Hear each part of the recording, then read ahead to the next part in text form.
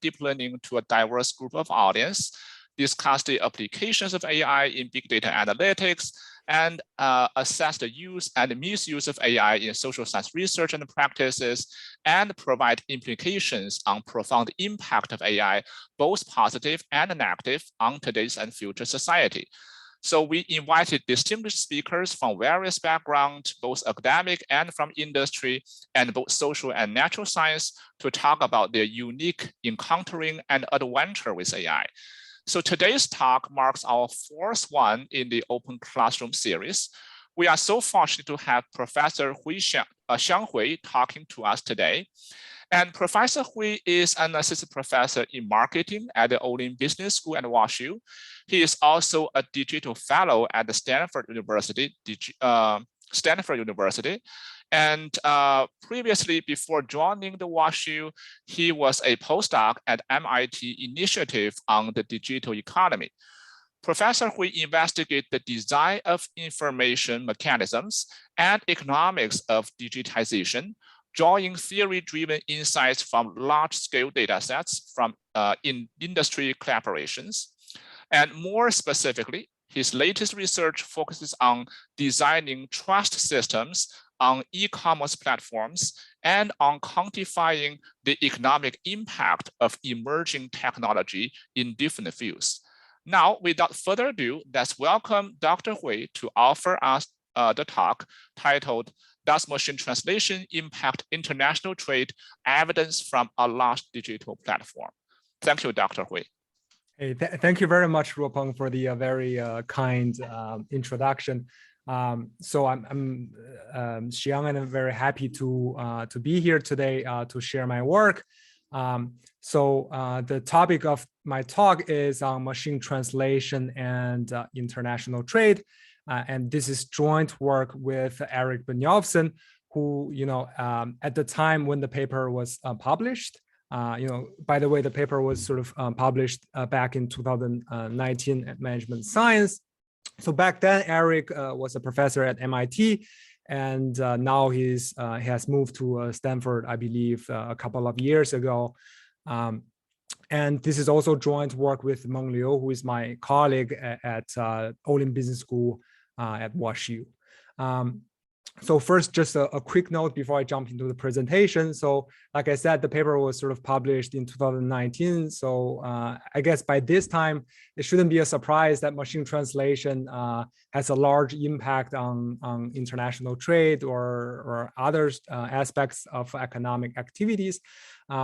But I hope today's talk is still relevant for you because, both in the paper and in today's talk, we're going to be focusing on, teasing out causality or causal relationship between the use of technology and economic impact from just correlational evidence. Okay. So I think that that's technical aspect of this work can still be of interest to some of you. Okay. So without further ado, let me quickly talk about the motivation of our work. So I think I don't need to convince this group that AI or artificial intelligence is one of the most important technological advances in our era. So in particular, machine translation has greatly increased predictive power in many areas and have shown signs or have given proofs that they have surpassed human behaviors, such as speech recognition, image recognition, and autonomous vehicles, etc. Okay, and Ruopeng and I we were just chatting that news last week was that Google has this AI programming bots that can even beat an average coder in terms of coding performance. Okay, so this is so AI is really making a significant progresses in our life, and many people believe that AI should have or at least it's gonna fundamentally change the way that our economy operates, and it's gonna fundamentally increase the economic efficiency because of the fact that AI is sort of a general purpose technology, meaning that it's not just confined to one particular application areas.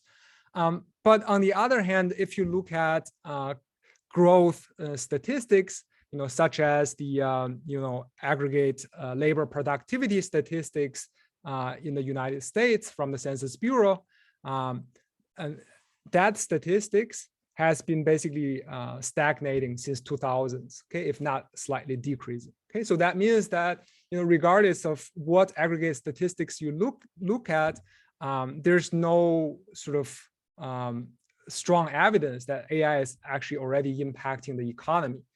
And one reason for that is sort of given by this paper by Eric Brynjolfsson, Dan Rock, and Chad Severson, where they argue that essentially it's gonna take a few years for these impact of AIs to be shown on aggregate statistics because of the fact that it takes time for firms to ramp up this complementary innovations that complements AI, okay, be it organizational or also technological.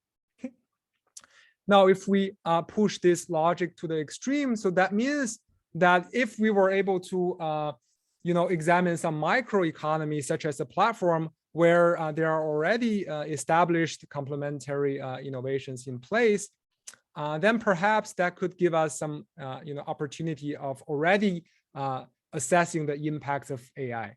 And we say early assessments back then in 2019, by now it might not be that early anymore. But what we do in this paper is that we try to provide a very early evidence on the causal effect of AI adoption on economic activities. And I will talk about what do we mean by causal and why teasing out causality is not very straightforward in this scenario. And in particular, the context that we're going to be looking at is the introduction of eBay machine translation, which I will talk about in a bit what it is, and its impact on international trade on the platform. Okay, so essentially we're going to treat eBay as sort of a microeconomy, and we're going to see let's say in this lab environment, if we were to introduce a new technology or AI-based machine translation, what happens to outcomes, right? In particular, exports. Okay. Now, why do we care about this topic? Well, some people might think that the fact that AI can help economic productivity is sort of intuitive. We don't need to show that. But on the other hand, we are pouring tons of monies into these sectors, these AI industries, and therefore it will be useful to have some definitive causal evidence that AI actually works, and it's beneficial to have some sort of a benefit estimates in order to guide public policy spending instead of just relying on intuitions and gut instinct and stuff. Okay, so I'm actually teaching an entire course on causal inference and field experiments. And in that course, I actually had a lot of examples where, thinking that something is going to work or just relying on correlational evidence and assume that means causality can be really detrimental to society. So that's the first reason that we care about this paper. And the second reason that we write about this paper is that, if you look at a large literature in international trade, in economics, then one of the key question there is that, does language barrier affect trade and how much? So what has the approach that the trade economists have typically taken is to run some sort of gravity model where they essentially show a correlation between a lack of trade across countries that don't share the same languages. Okay, so or reversely speaking, trade is very, very high if two countries share the same language. But the problem, with this correlational evidence is that, countries that share the same languages are more likely to share other things in common, like their cultural backgrounds, or their social network, right? They might have, more friends in English-speaking country than say, a Chinese-speaking country, so to speak. So this correlational evidence does not really directly tell us what is the effect of, language barrier on trade. Okay, so in this paper, we're going to tackle this question from sort of a different angle, which is that we are going to rely on a so-called quasi-experiment, where we introduce a so-called exogenous shock to language barrier, and we see basically before and after what happens to trade.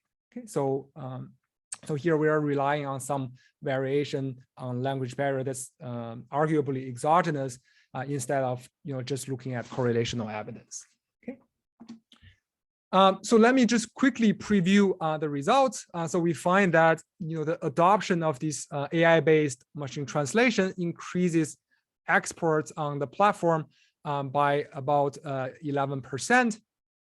And we find that this export increase is larger for differentiated products. So these are, think about this as, clothing, jewelry, or antique, as opposed to very standardized products like iPhone or a book.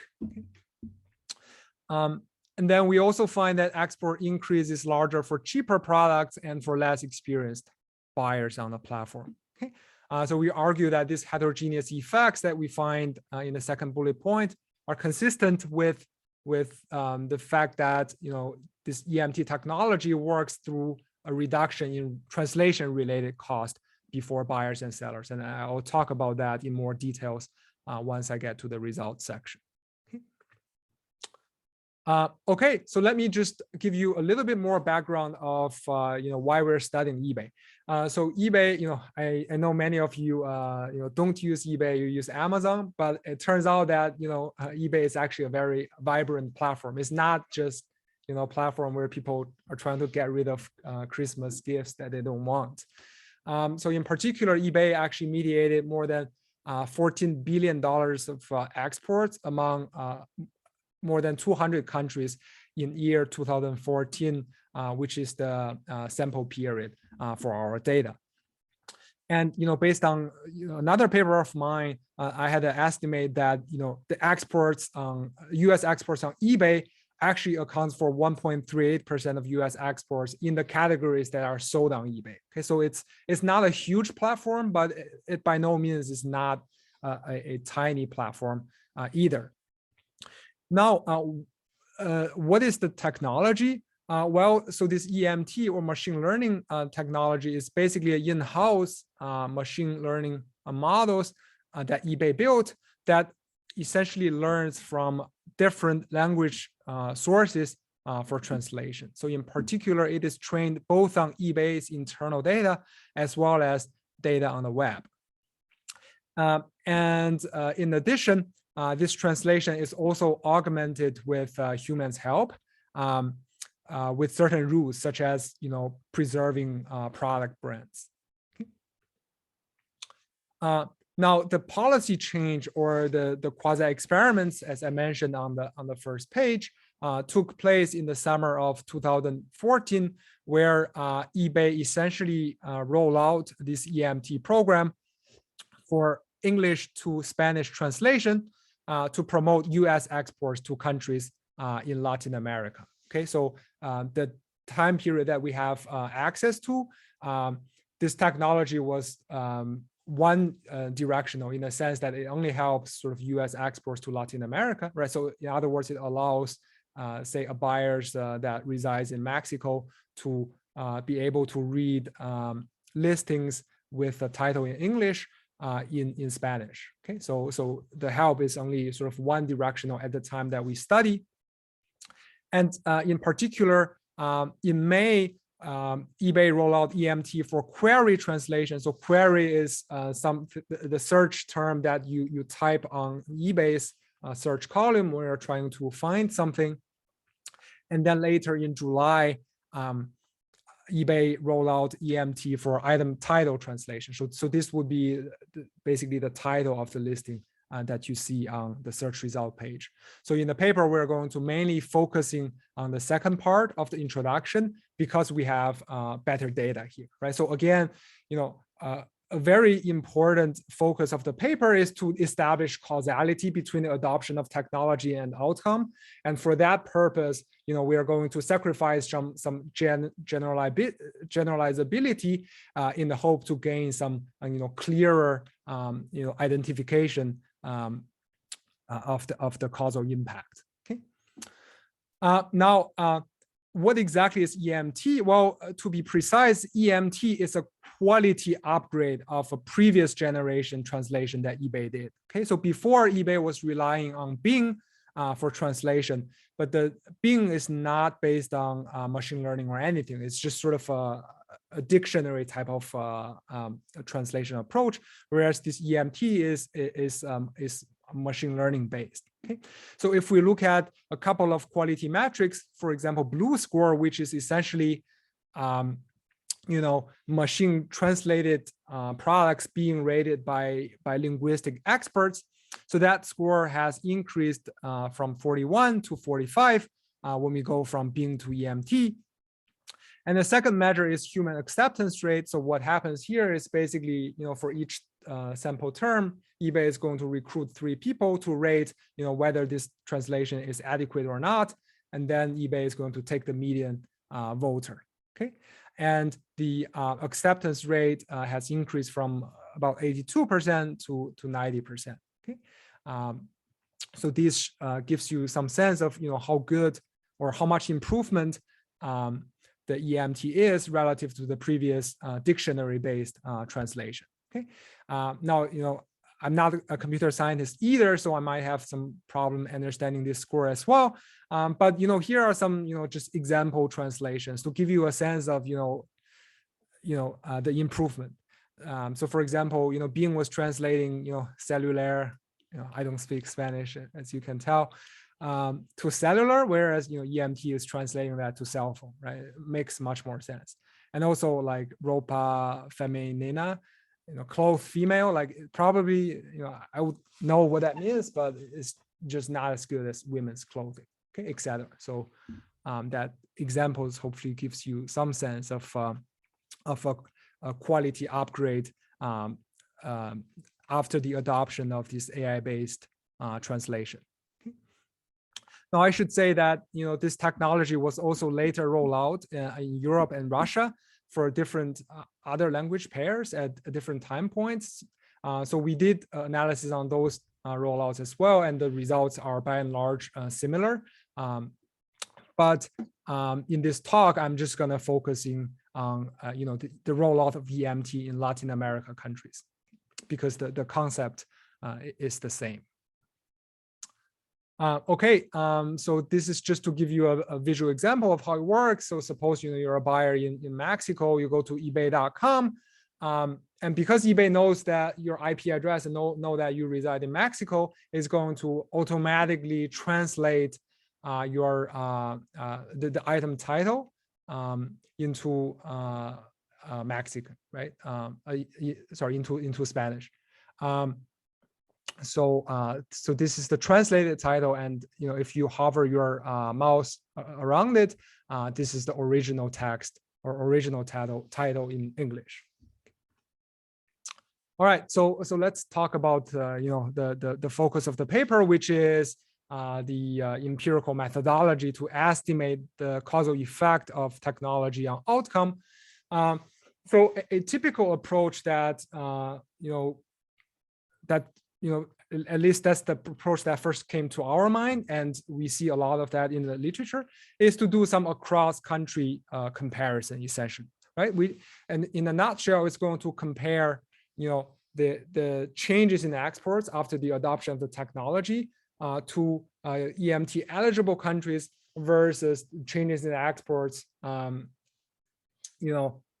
other countries or to countries that are not eligible for this technology, right? So this is a typical difference in difference idea, where here the treatment group is basically the exports from US to Latin America, and control group is exports from US to non-Latin American countries.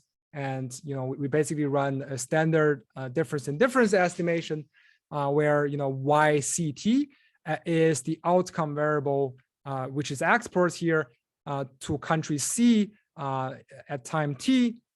And we basically try to explain this by the interaction of this treatment dummy that indicates whether the country is eligible for the technology or not, times a post dummy that equals to 1 after the technology has been adopted.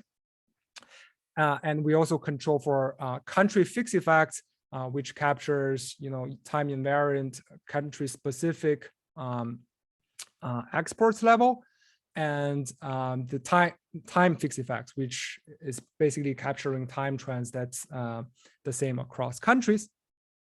So this is sort of a standard diff and diff comparison, and our parameter of interest would be this beta term. And again, intuitively, beta tells us the difference of 2 differences, right? So it's going to tell us the difference between the intertemporal difference for Latin America countries and the intertemporal difference for non-Latin American differences, right? So we're taking the difference of those 2. Okay. Now the problem with this across-country comparison is the following. So first of all, country pairs they likely self-select into using this technology or not, right? So let's just jump outside the eBay setting and just think about offline trains in general. Countries that sort of are kind of friends with each other or develop technology with each other, they probably have better trade prospects in the future, or they anticipate a higher trade prospects in the future. And that's why they kind of invest and implement this technology to begin with, right? So in the case of eBay, why is eBay rolling out this technology to Latin America first, but not other countries? Probably because eBay thinks that there's a large market, in Latin America, and that can buy from U.S. sellers, right? So that means that countries that are eligible for this technology might be systematically different from countries that are not eligible for this technology. And if we do this across country comparison, then that estimate we get is going to capture some of these so-called selection bias, right? It's going to capture some of the pre-existing differences across countries that are eligible for the technology versus not. Okay? So that's the first challenge. And another challenge with this across-country comparison is that there could be some contemporaneous events going on that we don't observe. So for example, there could be changes in marketing activities, right? So for example, maybe eBay roll out this technology in Latin America, and in the meanwhile, eBay also spend more money on advertising to buyers in Latin America with the hope to increase U.S. exports. Okay, if that's the case, then our beta estimate in the previous slides is going to wrongly attribute some of the effect of advertising on sales to this reduced language barrier that's due to this technology, which is the causal effect that we're really after, in this paper, right? So that could be a confounder. Another confounder could be, changes in some other localization efforts, such as, displaying, the price in local currency, instead of US dollars. And lastly, there could be just changes in macroeconomic conditions that's just not picking up by these time fixed effects, right? There could be, for example, country-specific changes in exchange rates, for example, with respect to US dollar. And that can confound the causal estimates as well. So here are the challenges. So keeping all these caveats in mind, in this paper, the key identification strategy that we exploit is going to be based on a within country identification rather than a cross country identification. And in particular, we're going to exploit the variation in the number of words across different listing titles within the same country. So here's sort of the intuition of this identification strategy. So essentially, we're going to say that let's look at just one country, but in this one country, there are multiple listings that U.S. sellers selling to buyers, and these listings are going to vary in terms of their title length. Okay, and that means that even though we have a sort of one-size-fits-all policy that's that applies to all of these listings. But for some listing, the treatment intensity is larger because the ex-ante translation cost is just bigger for a listing with more words in it. Okay, so therefore, effectively, the treatment intensity is going to be larger for items with longer titles compared to an item with a shorter title. Okay, and essentially, we're going to compare the changes in trades for listings with a lot of words in the title versus listings with a smaller number of words in the title to sort of give us a sense of how does these treatment intensity affect exports. Okay. Now, of course, the assumption that we are making here is that the reduction in translation cost is larger for listings with longer listing titles. So one way to think about this is that there's you need to incur a cost X to translate one word. You can think about X as maybe checking that word in the dictionary. And if we have n number of words in the listing, then the total cost of translation will be n times X. So you see that in this example, the total translation cost would be proportionally increased with the number of words in the listing title. Okay. So that's an assumption of the model. So formally, we have a continuous DID specification, which is also called a percentage interaction for treatment. In particular, the treatment intensity that we have, instead of a 0-1 treatment dummy, is that now we have a continuous measure of treatment, which is number of words in the listing title. And the treatment group would be then, US exports to Latin America with longer titles, and control group would be US exports, for listings with shorter titles. And this is sort of the modified version of this continuous difference in difference, which is similar to the one we see in the previous slides. So in particular, now instead of interacting the treatment dummy with the post dummy, we are interacting this continuous the treatment intensity measure with the post dummy, and we're controlling for country fixed effects. This is the number of words fixed effects and time fixed effects.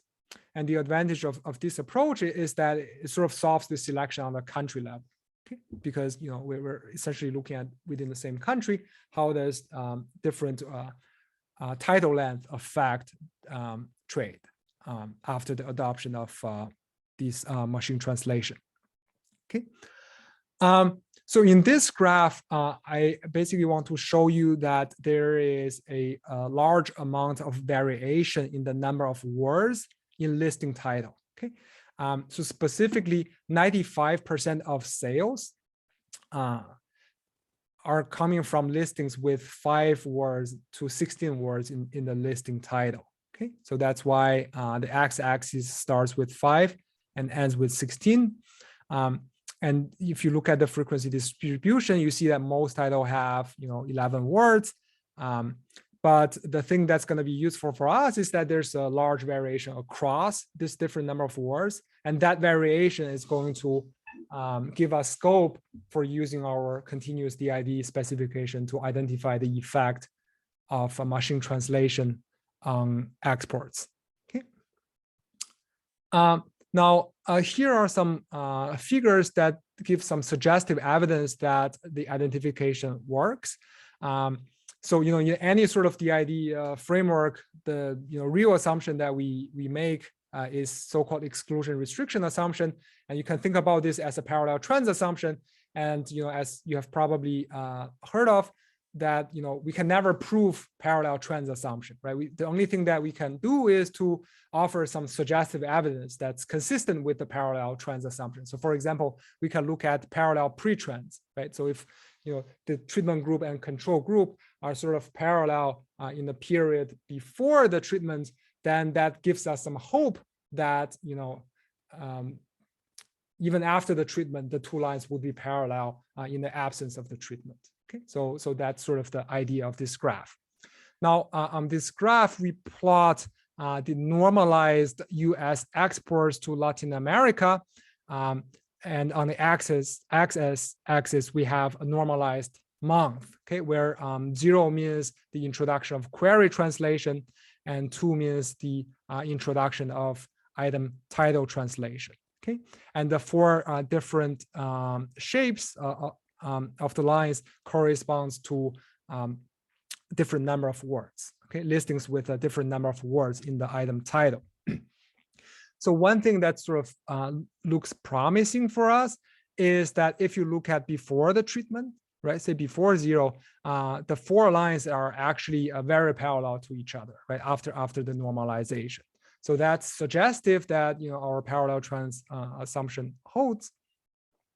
But after the introduction of EMT for item title translation, the 4 lines sort of gets apart, right? In particular, if there's more words in the listing title, then that increase in export is larger relative to, you know, if you only have, you know, very few words in the listing title. Okay, so this picture is essentially what gives us our identification for the impact of this machine learning technology on outcome. Okay, so one sort of nice thing to note is that, you know, this divergence across different lines only happens after the introduction of item title translation, which makes sense, and this sort of didn't happen after the query translation, right? So this actually serves as a nice placebo test for us, because our continuous DID should only work for item title translation, right? Because, you know, our intensity measure is the number of words in the listing title. That shouldn't affect sort of query translation, right? Because, you know, when people search for a query, like typing a query words is always like 1 to 2 words. That effect shouldn't be picked up by our by our continuous DID specification. Okay, so the fact that these 4 lines sort of are not separating after a point 0 and only separate after 2 is sort of a nice placebo test for our identification assumption. Okay. Now, you know, I said that there are some like disadvantage of a cross-country variation, but, you know, let's do it regardless. Okay. So in particular, in this graph, we plot the normalized US exports to Latin American countries. So this is the treated countries in the square lines, and the control US exports to control countries are plotted in this line with little round circles. So we see that, you know, based on this specification, you know, it's also still pretty parallel across treatment and control beforehand, and afterwards there's a divergence, right? So even based on this specification, there is some impact of machine translation on outcome. But like I said, you know, there are some problems with this specification. And I guess another problem that I didn't mention in the previous slides is that there's a natural substitution here in the following sense. So suppose that, you know, US just has a fixed amount of goods in the short term, then the fact that it exports more of these goods to Latin American country is going to automatically mean that it's going to export less stuff to non-Latin American country, right? Because the sum of these 2 exports equals to a fixed number, right? So there's some natural substitution going on, which also sort of throws doubt on this sort of across country variation. And if you run this DID, it tells us that the impact of machine translation is on international trade is about 17% increase, whereas based on our estimates from you know, the previous graph, we estimate the change to be about 10.6%. Okay, so in other words, a cross-country estimation is going to give us, you know, a 60% upward bias of the estimates. Okay. All right,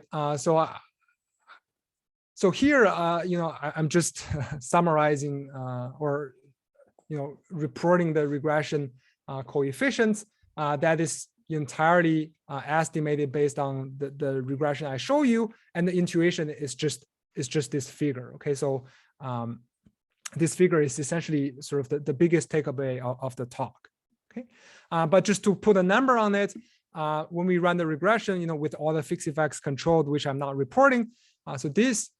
You know, in this column, the dependent variable or the left-hand side variable is the logarithm of export quantity, and on the right-hand side we have, you know, this interaction of treatment intensity and post-dummy and the fixed effects as specified in the regression model. And then this coefficient means that export increase is 1.06% larger for items with one more word in the listing title. Okay, and we have 3,000 number of observations in this regression because we have 18 countries, 18 exporting countries in Latin America. Sorry, 18 importing countries. So these are the countries that US is exporting to in Latin America, times this 12 different title length, times 14 months, which is our sample period. Okay, so that gives us the number of observations. Okay, and from this estimate, we can essentially translate that into an overall increase in exports based on the average number of word length for average listing on eBay, okay, which is 10.9%. Okay. Now in column 2, we run the same regression, and the difference between this column and column 1 is that we're essentially shrinking the estimation window to be only containing data from 6 weeks before and 6 weeks after the introduction of EMT for item title translation, and this is just to avoid this period. So basically, we're looking at a small window around the second vertical line, okay? Because we don't want to include any sort of bias that might be due to EMT's rollout for query translation. Okay, so in some sense, this is just a robustness check, and you see that the coefficient is similar. It's 0.8% as opposed to 10.6%. So these two estimates are not statistically significantly different from each other. All right, so now I will very quickly talk about some treatment effect heterogeneity. So first, a top line results is that the exports increase is larger for differentiated products. So how do we determine whether a product is differentiated or not? Well, so it turns out that eBay has a catalog, which is called product ID, and it's only defined for homogeneous or standardized products, right? Think about books and electronics. And the nice thing about product ID is that, it's like basically allow us to identify a very particular version of a product. So for example, Apple iPhone 8, and you can kind of see from this example, that the paper is not the newest one. I think Apple now has like iPhone 13 or something. But iPhone 8, 256 gigabytes, a particular color and particular carrier. Okay, so this has a unique product ID compared to iPhone with a different version. Okay, so basically, whether a listing has a product ID or not, it's going to tell us, whether this thing is sort of a standardized product, so that eBay can put a catalog on it, or put a very fine catalog on it versus not. Okay. And this regression is essentially saying that hey, if we look at exports for a non-homogeneous products or differentiated products like jewelry, watches, etc., then the export, the increase in export is very large, right? It's 1.8% per word. But if in addition we're looking at a homogeneous products, then that treatment effect is decreased by 2/3, right? So the treatment effect for a homogeneous product is only about 0.6% per word. Okay, so it's much smaller compared to a heterogeneous products or to a differentiated products, and that makes sense because these differentiated products, they probably have a larger translation cost to begin with, right? Because it's not standardized. You have to describe to me, in more length, what these things are. And therefore, the effect of machine translation should be larger for these differentiated products. Okay. Now, the second heterogeneity that we looked at is by item value. So here, what this table tells us is basically the treatment effect by a different value of the products, right? So the baseline here is basically items that has value of less than $10. And then we have the treatment effect for value between $10, $50, $50 to $200, and more than $200. So we see that, for the stuff that are less than $200, the treatment effect is about 1.4% for each word. But that treatment effect is 0.5% smaller if we talk about expensive items, meaning items that are more valuable than $200. And this is like 30% smaller treatment effect. So if you think about it, it also makes sense because, for a cheaper item, translation cost as a fraction of the value is just higher for cheaper item, right? Because you can think about translation cost to be pretty similar across item value, but if the item is very cheap, then as a fraction, translation cost is just larger, and therefore reduction in that ex ante larger translation cost is going to lead to more exports. So again, this heterogeneity is sort of consistent with the fact that the effect that we're estimating is in fact driven by a reduction in translation cost, but not some other ad hoc or confounding factors, okay, that we don't necessarily care, like advertising, so forth.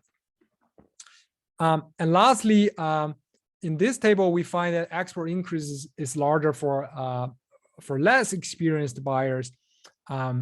And without going into the details of the numbers, the intuition here is that as has been shown in the literature, experienced buyers on eBay, they're more likely to spend a lot of time on eBay looking for good deals. So they basically have smaller search costs, and therefore they were more likely to translate stuff and find deals across borders to begin with, and therefore the effect for them is smaller compared to some buyers that are sort of not very experienced on eBay. Okay, so this is also sort of consistent with the translation cost story that we have been telling. Okay, so I have about 5 minutes left, so let me just talk about a few other robustness checks that we did in order to make sure that the results that we're identifying is indeed causal and is indeed driven by a reduction in language barrier. So in particular, the first thing that we do is to basically saturate our model. So in the fixed effects model that I discussed, we essentially just controlled for different standalone fixed effects like country fixed effects, number of words fixed effects, and time fixed effects. But of course, you can sort of saturate the model by controlling for all the pair fixed effects, right?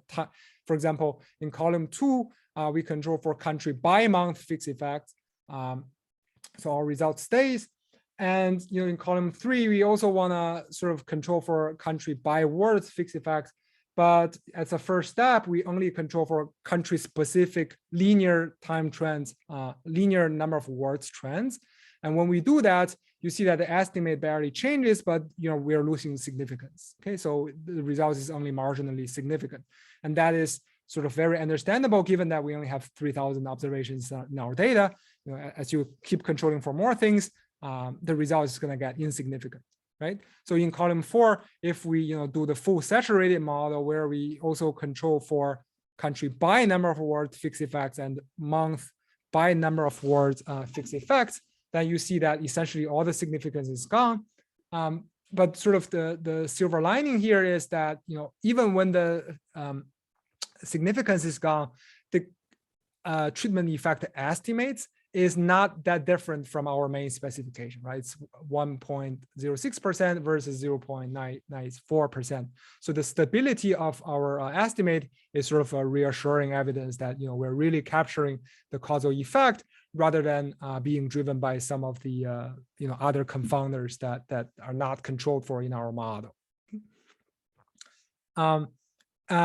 And more generally, a fixed effects model or a DID model requires the so-called exclusion restriction assumption. So I'm not going to dig very deep into what that exactly means, but intuitively it just means that we would be in trouble if our treatment intensity, which is the number of words in the listing title, is correlated with some product or seller characteristics that can also affect exports, right? Because if this sort of backdoor channel exists, then that essentially our results might be influenced by products or seller characteristics. Okay, so if we really think about these confounding errors, we can basically categorize the error structure into 3 levels. So first, if this confounding correlation is time invariant, then that should already be solved by our fixed effects model, because we are controlling for tidal length specific fixed effects, right? So if that confounding relationship is not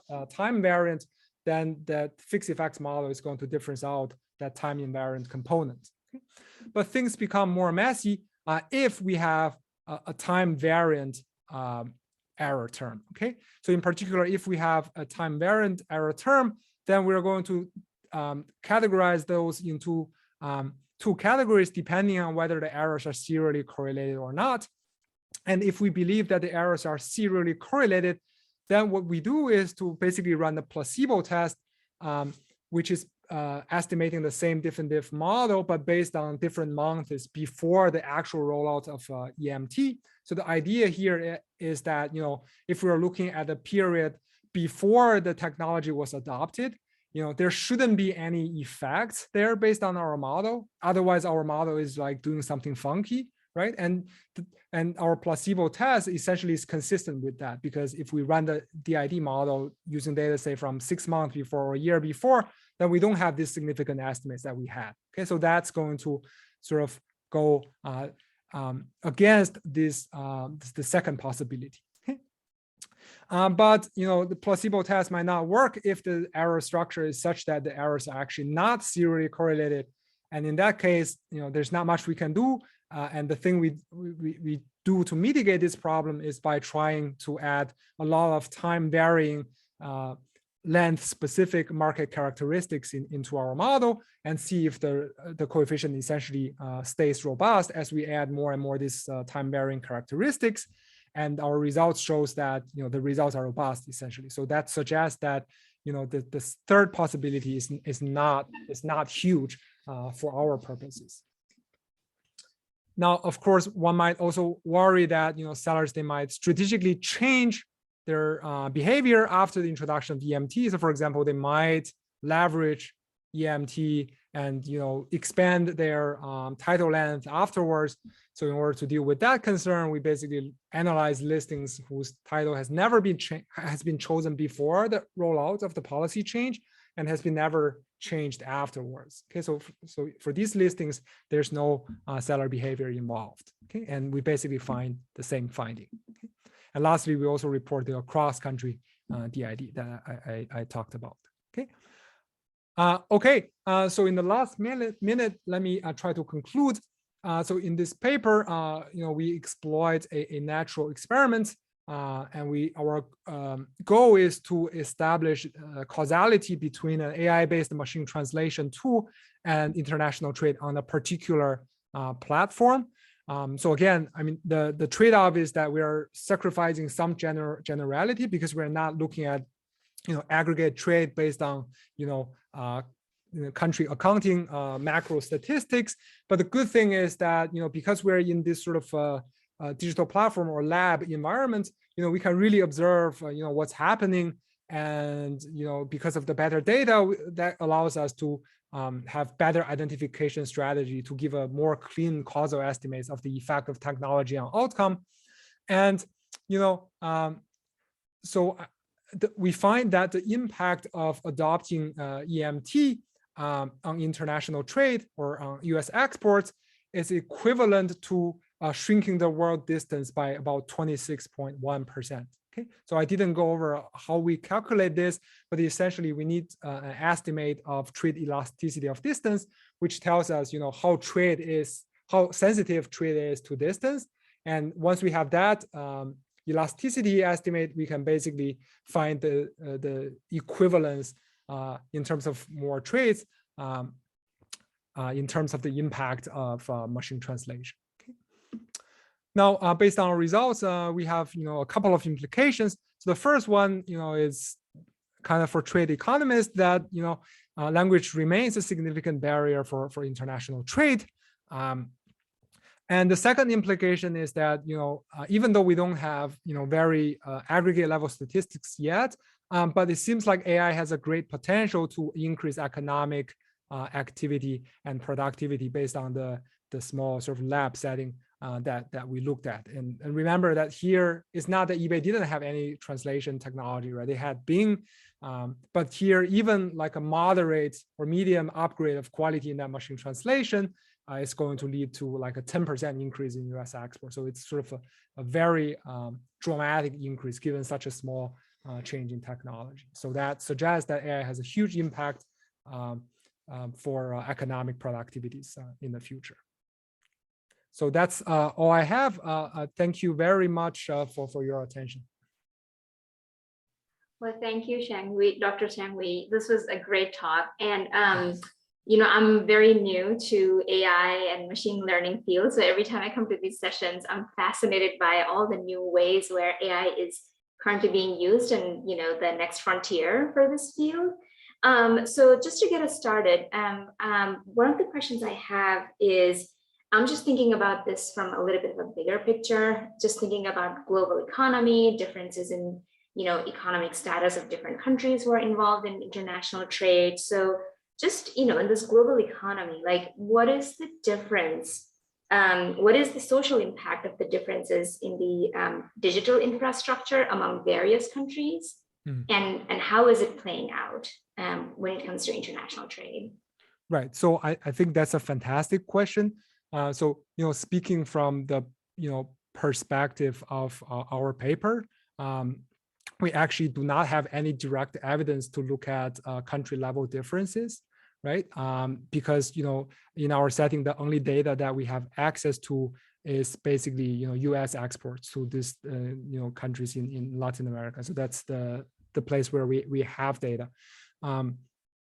But, you know, if I have to, you know, go outside this paper and speculate a little bit, you know, I would think, you know, based on my previous research of the impact of technology, is that these technologies often benefit smaller and more disadvantaged players compared to larger players, in the sense that, you know, if you think about, you know, countries that are already very rich or corporations that are already very big, they probably already have the resource, you know, the infrastructure and the, you know, expert teams to do the translation themselves in-house, right?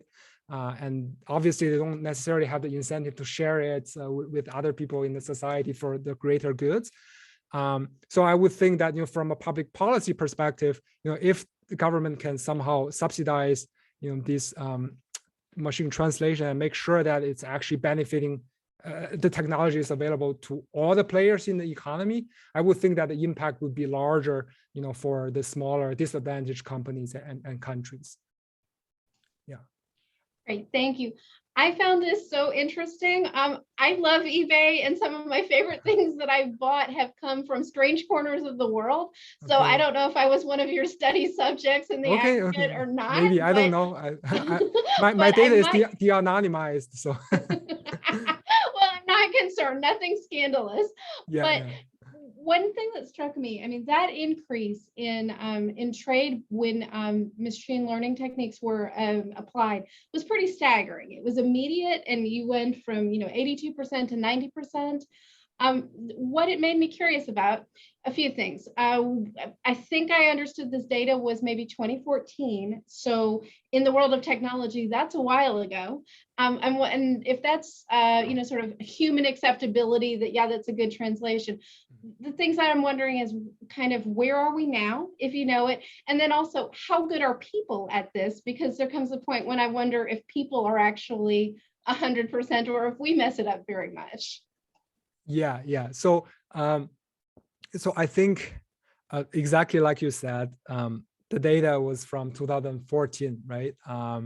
And you know, in technology, that's like, I don't know, 5 decades ago or something. I think in year 2017 or 18, you know, right around the paper was published, there was a huge improvement in deep learning based machine translation. Okay, and my understanding is that the translation accuracy is like much higher for this deep learning technology compared to this machine learning technology, which is still based sort of on supervised machine learning that eBay built back then in-house. So I don't have a statistics that shows, you know, what human acceptance rate is for deep learning, but my guess is that it's somewhere like in the north of 97% and 98%. And the reason is that, I remember like Google published a study that shows the performance accuracy of translation between English and Chinese language, which is supposed to be much more difficult than the translation between Spanish and English. And I remember even for Chinese language, that human acceptance rate is like something like 94, 95%. And one thing that I didn't mention in the talk is that human acceptance rate is only based on translation adequacy, meaning that human experts are rating the translation based on whether it meets the minimum bar for understanding, whereas the blue score is rated based on both adequacy and fluency, because it's sort of rated by linguistic experts, and they not only care about whether they got what the translation is saying, but also how good, how fluent the translation is. But going back to the HAR example, the question that you raised, I would think that HAR, like right now between English and Spanish, at least in the case of eBay, where all of the translations are about these different retail products, it should be like 97% or something. Yeah, I need to check with their team, but that's my guess. Yeah, thank you so much, Professor Hui. It's really a fascinating talk, and Thanks. I believe many of our audience would be really interested in your methodological rigorousness and how you spend time and efforts to really tease out the alternatives and try to identify the causal impact.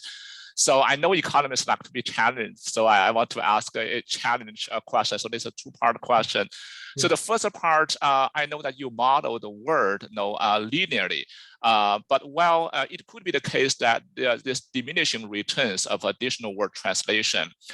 Say that is based on the first 6 words, the person probably would understand the context pretty well. So in that case, would you consider maybe a logarithmic word or square root word?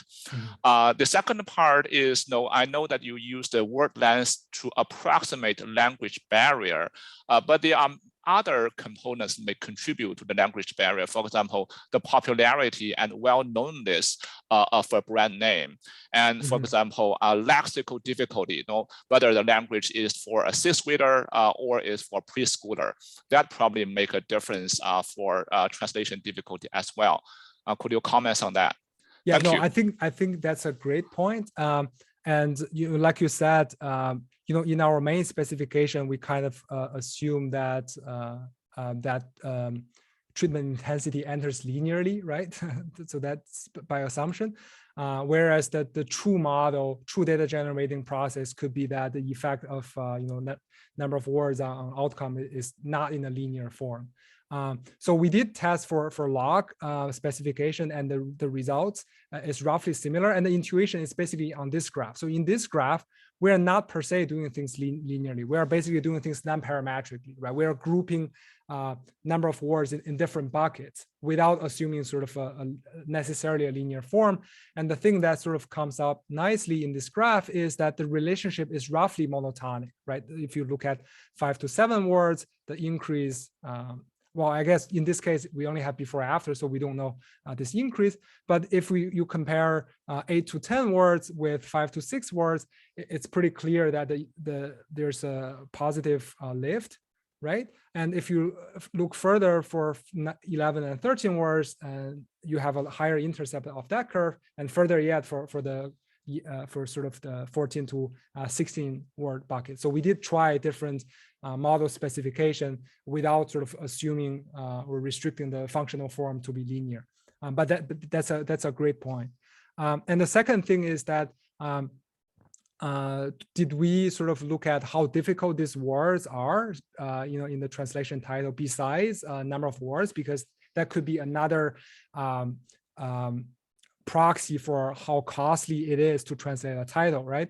So in our current study that we did, we didn't do it because we didn't sort of back then have a good way of understanding what language, what words is sort of more difficult to translate compared to other words.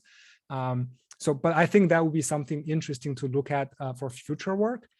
So one thing that we did do is to basically look at the effect of machine translation on different types of items, in particular, differentiated products versus homogeneous products. So the assumption there is that, if you talk about, a dress, for example, or a pair of jeans, or some watches, that is much difficult to describe, what exactly the item that you're getting, as opposed to just say a new iPhone, 12,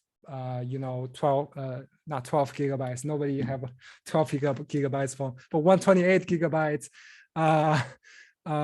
So for those homogeneous products, you probably don't need that much translation anyways, right? You can just buy it.